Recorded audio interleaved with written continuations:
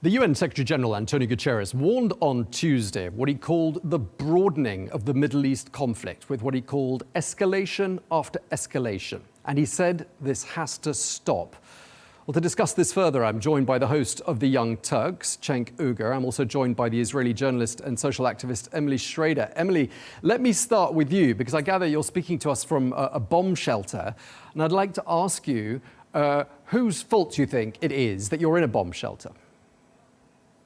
Well, I don't think it'll be a surprise to anyone that I tell you that the reason I'm in a bomb shelter is because the Islamic Republic of Iran is firing rockets on Israel. I do not think that this is Israel's fault in any way, shape, or form. I think that Israel has been on the receiving end from multiple terror proxies of this regime, including Hezbollah since October 8th and Hamas since October 7th, firing indiscriminately at Israeli civilians here on the ground, and that is no different whether the place of origin is in Tehran or in Beirut or near Beirut or in the Gaza Strip. Okay, Cenk Uygur, I'd like to ask for your thoughts on what's just been said. Yeah, I mean, obviously she's in a bomb shelter, and the proximate cause of that is Iran's counter attack. But she left out the counter part. So if we're being honest about this situation overall, the Israelis have occupied, oppressed, humiliated, denigrated, and killed the Palestinians for the last 57 years in one of the most brutal occupations the world has ever seen. The length of it is stunning. And at any time they choose, they can go in and annihilate Gaza, as they did. And then if anybody fights back, they go, oh my God, what outrageous anti-Semites. Can you believe they do this for no reason at all, just because they hate us? Then on top of the occupation, they have now gone and attacked the foreign capitals of Lebanon, Iran, Syria. They're now attacking Yemen, and obviously they destroyed Gaza entirely.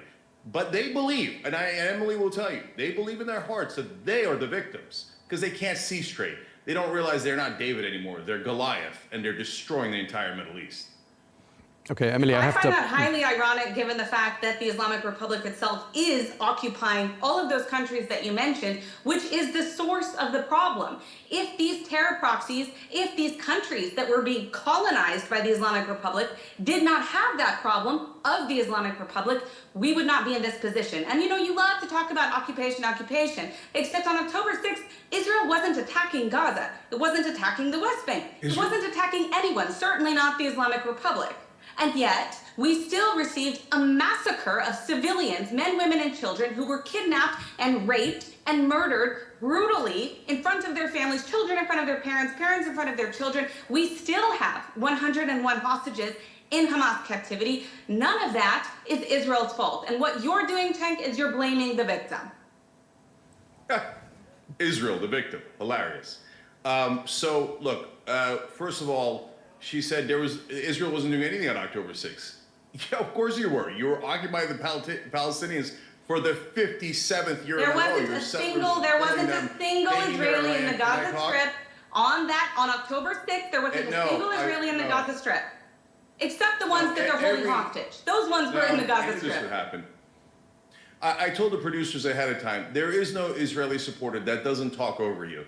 You think that you feel entitled to the airtime. Always trying to shut down your own guy? Your lives are more valuable. Cenk, hot kettle black. Don't be a hypocrite. Don't be a hypocrite. Okay. One at a time. Let's listen to what Cenk has to say, and then we'll come straight back to you, Emily. That's a promise. Now you're promising her. She's the one talking over me. I didn't talk over her at all. And this is what the Israelis are like. They're like, we have our rights. We are important. Our lives matter. The Palestinians, we slaughtered 41,000 of them, but that's okay because their lives are worthless. So, Emily, my heart broke on October 7th. And you guys don't believe me because you think anyone who criticizes Israel must be an anti-Semite. You don't know. I have Jewish family and friends, okay? They go to Israel all the time. I don't want anybody getting hurt in Israel. I'm a massive believer in nonviolence, and I will stick to that no matter what. But when I say, oh, my God, I can't believe 1,200 Israelis died, and that's terrible, I also think that 41,000 at a bare minimum Palestinians dead, over 25,000 women and children. Imagine a stadium filled with women and children, all dead. Israel did that, and you go, no big deal. Oh, the occupation for 57 years, no big deal. We're the victims. You sound preposterous, ridiculous. Okay, I have to let Emily respond to that. Emily, go ahead. think it's ridiculous that Cenk really has no horse in this race. He is not Palestinian or even Arab, and he certainly isn't Jewish or Israeli and doesn't live here. So I'm not even sure why he's so impassioned about this. But it seems that any time Israel defends itself in any capacity, Cenk has a problem with it. I'd really like to know, Cenk, what do you think Israel should have done in response to October 7th? Do you think Israel should not react? And also, you're making a critical mistake that I've seen a lot of people make since October 7th, and that is equating the actions of a terrorist organization carrying out a crime against civilians with a defensive war. What Israel's obligations and what their agenda was from the beginning after October 7th was dismantling Hamas and ensuring that they're not able to commit similar attacks like that in the future. That has been the objective, and of course to bring our hostages home. That has been the objective of the IDF since day one. I am sorry that there are civilian casualties in the Gaza Strip, but this is a byproduct of the use of human shields in the Gaza Strip, and of course, also endangering civilians by firing and carrying out terrorist operations, terrorist headquarters near UN facilities, near mosques, inside of schools. All of these things we have seen on a regular basis from the Gaza Strip. And in fact, Hamas leaders themselves have bragged about using human shields. This isn't something new. It isn't even something debatable. Now, you can talk about how much precaution Israel has taken or was it enough. Those are all legitimate debates. But to hear you come on this show and claim that Israel has slaughtered 41,000 Palestinians as if they're all just innocent Palestinian children sitting around, when in fact, at least 18,000 of them have been confirmed to be terrorists, not to mention the fact that I don't hear you going around criticizing the recruitment of Palestinian children to terror organizations, whether it's Islamic Jihad, whether it's Hamas or other organizations. There are 14 to 17-year-olds, thousands of them, who have been recruited by these terrorist organizations. That alone is child abuse. But of course, when it comes to reporting casualties, which are coming from the Gaza Ministry of Health, which of course is run by Hamas, there's no differentiation between terrorists and civilians. All right, Emily, let me just interrupt for 1 second. I'd like to ask Cenk, actually, one of the points you brought up there. You said, he's got no horse in the race. Why are you so impassioned? I'd actually quite like to know how you'd respond to that before you get on to the other points that Emily just made. Yeah, I'll note that the filibustering continues. Okay, so first of all, I thank you for bringing that back up, because it's a funny word to use, but I'm amused by Emily's shock that I would care about other human beings that are not in my tribe. Like, that to her is like, I don't get it. If you're in my tribe, your life is worth everything. And if you're not in my tribe, 41,000 people, who cares? I got a talking point here. Don't put words in my mouth. They're not even children. Are they really children? They're not really children. They're signing up for things. Are they really innocent? They're not really innocent. Are their lives worth the same as the Israeli lives? I said the opposite. I said the children are victims. So here we go with the interrupting. Okay, so don't put words in my mouth, and I won't interrupt you. Here we go. Okay, let Cenk finish, and we'll come back to you, Emily. But that's the thing with Israelis. They think that they're entitled to the world. And I'm not allowed to speak. I'm not allowed to speak on behalf of Palestinians. Are you crazy? The whole world is saying, my God, Israel, what are you doing to these people? How long are you going to keep them enslaved in your open air camps and say you have no rights at all and we could slaughter you at any time? And we have. And if you kill one of us, we're going to kill 40 of you. And I bet you're super proud of that. Oh, yeah, we killed more of you. We killed more of your civilians. Well, I'm sick of it. I'm sick of it as a decent human being. And I wish that people would get outside of their tribes and realize that everyone is human. But the Israelis don't view the Palestinians, the Iranians, the Lebanese as human at all. They just view them as these, like, and I'm being authentic here. Like, I understand their perspective. They've been victimized by the world so often before Israel that they believe that everyone's an anti-Semite and they have a right to protect themselves because they're going to get wiped out at any point. They don't realize they're a nuclear power. They're backed by the largest military in the history of the world, and they're the ones that are crushing other people. They're the ones oppressing other people. After what's happened to Jews throughout the history of the world, for them to now repeat that when they're in charge is so sad. It's so heartbreaking that any human being's heart would go out to the Palestinians, and by the way, to the Israelis for what they have become. Please stop killing all of your neighbors and occupying them. If you want to know what the correct answer was, it's super easy. And in fact, all of the Arab states, despite all of your lies, have clearly said that they are willing to give Israel safety, peace, and security if you just end the occupation. Well, you won't do it because you want to take more of the West Bank for your lunatic settlers. You want to take more of Gaza. And now I'm afraid you're going to go and occupy southern Lebanon and then use the same racist excuse of, oh, the Arabs and the Muslims are so violent, we had to occupy them so they wouldn't be so anti-Semitic and hate us for no reason at all. And we took more of their land and more of their land. And you see how we're the victims? No, I don't see it. As an objective outside person, I see that Israel's the powerful aggressor, occupier. All right, let me jump in here. Let me jump in here. The whole world sees it, Emily. The whole world sees it. Let me just ask, I mean, I don't think you're going to agree on very much. Maybe you'll agree on this one. Do you think that the situation we're in is in part, and by the way, the first answer goes to Emily, in part due to failed diplomacy on the part of the West? This might be an area where you actually find some common ground. Emily, you go first.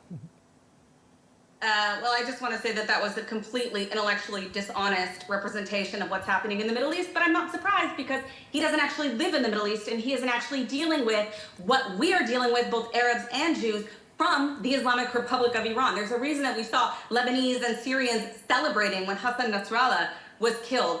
But on to your question about failed diplomacy of the West, I do think that the West has absolutely failed. I think that the Iran deal and in general the policies of appeasement that we have seen from various governments, both in Canada, in Europe, and in the United States over the years, I'm not going to place any responsibility on one specific party or even individual because it's been multiple steps that have been taken or rather not taken. But this policy of appeasement has allowed the Islamic Republic to strengthen their terror proxies. This has been a long-standing strategy of the regime in Iran, and it's something that's continuing until today. And that is why we've seen, and by the way, I just want to add one more thing about diplomacy, which it's not exactly diplomacy, but UNIFIL, the UN agency that's responsible for keeping Hezbollah in line on that border, has failed to do so for years. And the consequence of that is that we have over 60,000 displaced Israeli families for now 11 months because there's been over 8,000 projectiles fired at us by Hezbollah. We didn't start launching anything at Hezbollah.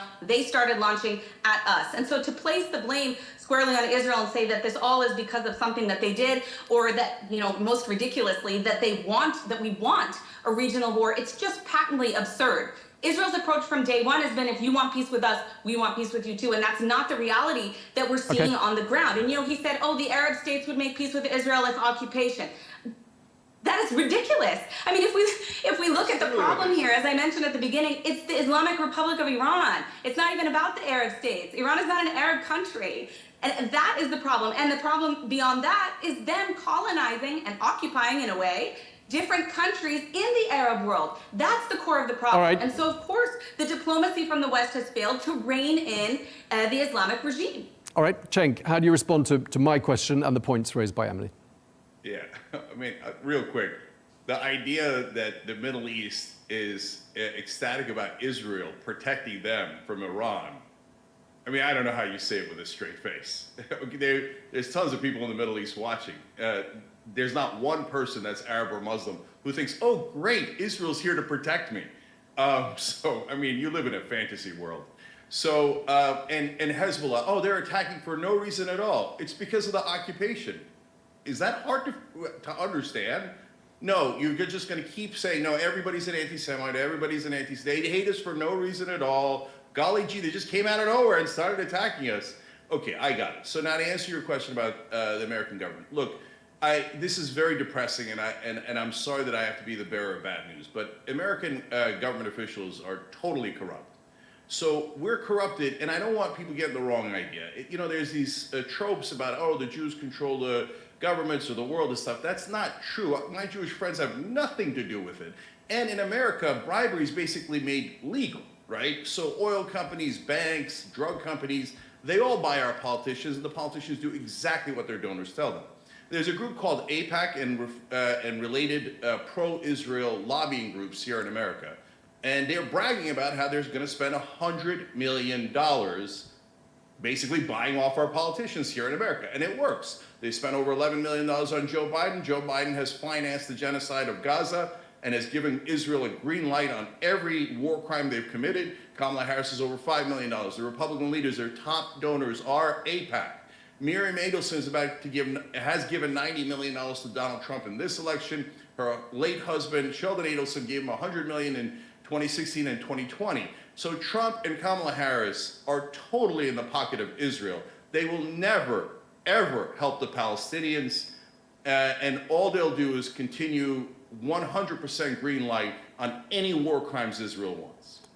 Okay, what do we think then the US elections have in store with regards to this situation? Were there to be another Trump White House? What do we think that would change with regards to the situation we're in now? I know that's still a few months away, but Emily, let me go to you and ask you that question. Well, I mean, I think that when it comes to the U.S. elections, obviously we're going to see a harsher policy when it comes to the Islamic Republic from a Trump administration than we would expect to see from a Harris administration. I do think that both candidates are generally supportive of Israel.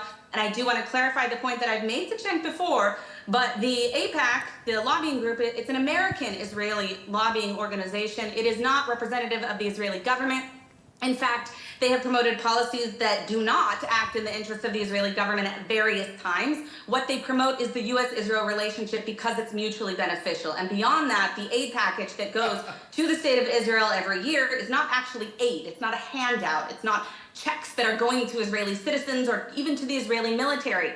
It's required reinvestment in American companies. It actually creates American jobs. Cenk knows this, and he is intentionally misrepresenting what AIPAC is and what they actually do because apparently he has a problem, once again, with Jews defending themselves. Cenk, go for it. Okay, let me answer. So first of all, you know what the I in AIPAC stands for? Israel. Another aligned group is Democratic Majority for Israel. So yes, they're American citizens. I'll take their word for it. But they are saying, I want you to serve Israel and not America. Israel first, America maybe second or eighth. I don't really care. And again, do not put this on all Jewish Americans. It's not even true of the majority at all. The majority of What Jewish you're saying Americans isn't vote true. for Democrats. So they don't act in the interest of the state of Israel. That's not a foreign lobbying group. You know this. You know this. Okay, let him finish his point, Emily. Yeah, so you know how much money America has given to Israel? $300 billion. You mean that's been reinvested? Okay, look, everything makes a point. Okay, so 300 billion US. Keep going. Hold on, let me just finish that point real quick. So the audience, you guys decide. Do you think that America gave Israel $300 billion because they thought it was so good for America and they just did it for the good of the American people, or because the American politicians got hundreds of millions of dollars from lobbying groups in favor of Israel? You guys be the judge. Okay, I'll let you respond, and then I got another question for you, Cenk. Emily, go ahead. I mean, I just think it's ridiculous. It's obvious that it's a mutually beneficial relationship. The United States receives critical intelligence from Israel. They also receive technology and developments when it comes to especially missile defense, which was jointly developed, such as Iron Dome, jointly developed with the United States. These are tools that keep Americans safe, especially American soldiers who are overseas, whether in war or in times of relative peace. And we have seen that in action on the ground in Iraq, for example, where the U.S. Embassy and U.S. targets have been targeted repeatedly by, again, proxies of the Islamic Republic of Iran. So yes, it is absolutely mutually beneficial for American citizens to have this aid package with Israel. Of course it is. They are allies. That is what allies do. And I love that you act as if it's so unusual or so much different than what other countries are doing, even in the United States or Europe or Canada or really any country. There are many countries, and it's within their right to advance what's in their interest. That is a logical response. We see Qatar do it. We see Iran do it. We see Israel do it. Despite that, that's not what we're seeing with AIPAC. Again, AIPAC is an American organization. They represent the U.S.-Israel relationship. That is their goal. That is what they promote. That is what they focus on. It does not represent Netanyahu. It does not represent the Israeli government. And Cenk, you know this. You just don't like Israel, which is the same thing we see from all of your material. You never answered my question, by the way, about what you think Israel should actually do in response to October 7th. How do you advocate getting hostages home? You think Hamas is really going to agree to surrender? Let's ask him. Let's ask him. Let's ask him. How should Israel have responded to October the 7th? All right, then I'm going to get to ask a question framed in my direction for her. Let's do it fair, okay? Fair. So my answer is super simple, and I've said it on 100 shows. Right after October 7th, I understood that they required a response, and I would have said, and I did say on air, so you could check it for yourself, that they should use special forces and be incredibly targeted towards Hamas, their leadership, and their troops, and not against the civilians. And instead, Israel decided, let's just drop 2,000-pound bombs in the middle of cities. Now, you see when they kill Hezbollah and Hamas leaders, Hezbollah and Hamas immediately say, yes, our leaders were killed. For the first 9 months, Israel didn't kill any Hamas leaders. All they were doing was slaughtering women, children, innocent men, tens of thousands of Palestinians, and didn't get a single Hamas leader. Because it wasn't about, oh, golly gee, we just happened to miss. We missed 30,000, 40,000 times. We're the most incompetent military in the world. We just keep missing by accident. No one believes you. The whole world knows you're doing it on purpose. And it's heartbreaking to watch. And so, and by the way, on AIPAC, one quick thing that she's getting wrong. AIPAC, again, this is not about Jewish or not Jewish guys. AIPAC eliminated a Jewish congressman from a legendary Jewish family in Michigan, Andy Levin, and just for the crime of saying that he's in favor of two-state solution, that Israel should be perfectly peaceful, secure, etc. He's Jewish American. He wants Israel, what's best for Israel, but he also thought the Palestinians should be free and have their own state. And AIPAC said, how dare you? And they eliminated him. They spent $4 million against him and got rid of him. So this is an organization that works only for Israel. The idea that America gets anything out of it is comical. If that's true, okay, why doesn't America give another really strong ally, someone that has protected them countless times and is the second largest army in their top military alliance, NATO? That's Turkey. Why don't they give Turkey $300 billion and go, oh, it's mutually beneficial? Turkey that gives refuge to Hamas. Turkey that threatened to invade Israel. It's because the Turks in America. Come on, we do. We help South Korea. We help our allies. Okay, go ahead and pick up on some of those points. Emily, go ahead. So I actually didn't hear a question from Cenk, although I'm happy to answer. But Yeah, do you have yes, please. So, Emily, under what degree of groveling from the Palestinians, complete surrender, no resistance, no anything, what could the Palestinians possibly do before you let them free? Or are you just going to imprison them and occupy them for the rest of time? So first of all, the question in and of itself is disingenuous because that's not what the situation actually is. I think Israel and the majority of Israelis have been pretty clear from day one that the problem isn't a theoretical Palestinian state. The problem is that Palestinian leaders have repeatedly refused to negotiate, refused to accept peace offers, refused to accept state in certain circumstances, all the way going back to 1947 when they rejected and instead multiple Arab states decided to launch a war against the state of Israel. There could have been a Palestinian state today. I think that in the future, in the long term, it's definitely possible that there will be. But we need to see a fundamental change on the grassroots level as well, because there's been such an indoctrination of this deep-seated appreciation or revelry for violence, for terrorism, the acceptance of barbaric, inhumane acts, such as what we saw on October 7th. I mean, we saw that the polls, the initial polls the month after, a couple of months after October 7th, said 80%, roughly 80% of Palestinians, both in Gaza and the West Bank, supported the actions of October 7th. So there's a massive problem with incitement and indoctrination, and that's probably not going to change until you have a government that's serious about changing it. And what does that look like? That looks like what we saw with the Abraham Accords. It looks like changing the materials in the schools that are being taught to children, like we've seen in Saudi Arabia, like we've seen in Morocco. Talking about the cooperation that Arabs and Jews do have as people who are from this region. And I think that that's what's missing in the Palestinian equation. The day that Palestinians have a leadership that's serious about dealing with that issue, we're going to be in a very different reality. Unfortunately, right now, we don't have that. So when it comes to Israel's right to self-defense and Israel's ability to protect their own civilians, what guarantee does the state of Israel have that they're not going to be getting 15, 20, 25,000 rockets like we've seen when Israel withdrew from the Gaza Strip with the aim of promoting Palestinian sovereignty. And instead, what we got in return were thousands, tens of thousands of rockets, of massacres, of murders, of kidnappings, and the list goes on until today. You can't deny that there's a serious problem within Palestinian society of incitement to violence and support for terrorism. That has to change.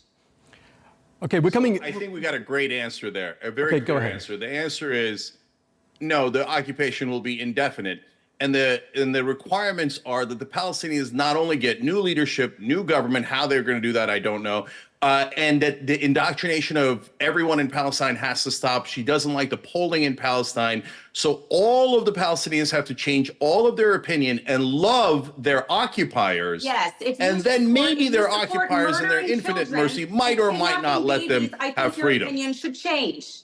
Yes. I don't know why you think it's acceptable for someone to say that it's okay to murder and kill children, but apparently, Cenk, that's what I didn't say that. You said that. You said that. Is that what we're, well, that's she said Palestine. In your response. You blithely talk about Palestinian children being murdered by Israel like it's no big deal. That collateral damage, human shields. It's disgusting how you talk about Palestinians. All right, let's move on. Any of those let's move on. We're about to come to the end of this discussion. I'd just like to ask you both, looking forward. And perhaps you'll agree on this. I mean, it does look, doesn't it, and listening to you both, like we're further from any peaceful resolution to this situation in the Middle East. We're further from a two-state solution than we've ever been. I think you both agree. I can see some nodding heads. I mean, what is the way out of this? Cenk, let me ask you to start with answering that question. Yeah, so the answer is both very easy and very difficult. The easy part is we know what the right model is. It's a peace deal. Now, people that are right-wing warmongers will say, oh, no, peace never works. And it's especially not going to work in Israel or the Middle East. Well, that's empirically incorrect. One of the most spectacular peace deals ever done was Israel and Egypt. They made a peace deal. Egypt never broke the peace deal. The same kind of racist language was used back then. The Arabs, the Muslims will never agree to peace. They're violent savages. They'll keep attacking us anyway, etc. But Egypt didn't, and they never violated the peace deal. So the answer is easy, end the occupation and a peace deal. Now, the reason why it's incredibly difficult is because Israel doesn't want that. Israel wants to take more land. And so they've taken more of the land in the West Bank. That's also, again, empirical. Now they're demanding an occupation in southern and central Gaza. They're demanding, they're going to South Lebanon right now. And so they want more land. They don't want peace. If they wanted peace, they're the powerful ones. Like the Emilys of the world keep making it seem like the Palestinians, et cetera, have power. They're the most powerless people on earth. Israel has nearly infinite power, backed by the biggest military the world has ever seen, and given endless blank checks by the American government. So if they wanted peace, they could have it immediately. All the Arab nations have already guaranteed peace. Okay. But they say, no, you can't trust savage Muslim violent people because they're racist. All right, we've got about a minute left. Emily, I'd like to pick up on that, and I've got one final yes-no answer question for both of you. Emily, go ahead. I was just going to say that I don't understand how you can say accurately that Israel has a longstanding peace agreement with multiple Arab countries, including the more recent ones from the Abraham Accords, but at the same time, the problem is somehow Israel for being, as you call it, racist. So those two things cannot coexist. But beyond that, I think— Why not let the Palestinians go? Future, I think from the long-term future, we need to deal with the Islamic Republic of Iran. That is the reason that you see Arabs and Jews on the same side of this issue when it comes to dealing with terror proxies across the region, whether it's Yemen, Iraq, Syria, or Lebanon, including many Palestinians whom I know personally that have a much bigger problem with the Islamic Republic of Iran and what they're doing, which is, of course, pushing away regional peace, not just with Israel, but across other countries as well, instigating many civil wars, such as what we've seen in Lebanon for decades. This is the handiwork, the byproduct of the Islamic Republic. And we need to see regime change in Iran before we're going to see a meaningful peace across this region, at least region-wide. Okay, last question. So let's just note for the record, I said peace, she said war. All right, last question. Let me ask you, Cenk, first of all, yes, no. Do you see peace between Israel and the Palestinians in your lifetime? Oh, God, I hope so. But right now, it's nearly hopeless. But look, there's one thing that they're underestimating in Israel. The right wing in America is turning. They're starting to get very angry about all the money that we're sending to Israel for they don't really care much about Muslims, but they care that we're wasting American taxpayers on this ridiculous idea that Israel's somehow helping us by taking $300 billion from us. So be careful what you wish for. If you get, because I know Israelis right now prefer Trump to Kamala Harris, according to polling in Israel, but Trump's a loose cannon and the right wing's a loose cannon. So good luck to you. All right, Emily, the same question to you. Yes, no, if possible. Well, again, that's rooted in complete disinformation. As I stated, it is in the American people's interest. But beyond that, I do think it's possible in my lifetime that there will be peace, and I certainly hope so. Of course, I want nothing but safety and security for the Palestinian people. But unfortunately, when you have a leadership that is a terrorist organization, that's very, very hard to do. So hopefully we will see that change in our lifetime. But right now, it doesn't look optimistic, at least for the immediate future. You've had the last word. Thank you very much indeed. Emily Schrader, Israeli journalist. Thank you as well to the host of the Young Turks, Cenk Uygur. Thank you very much indeed to both of you.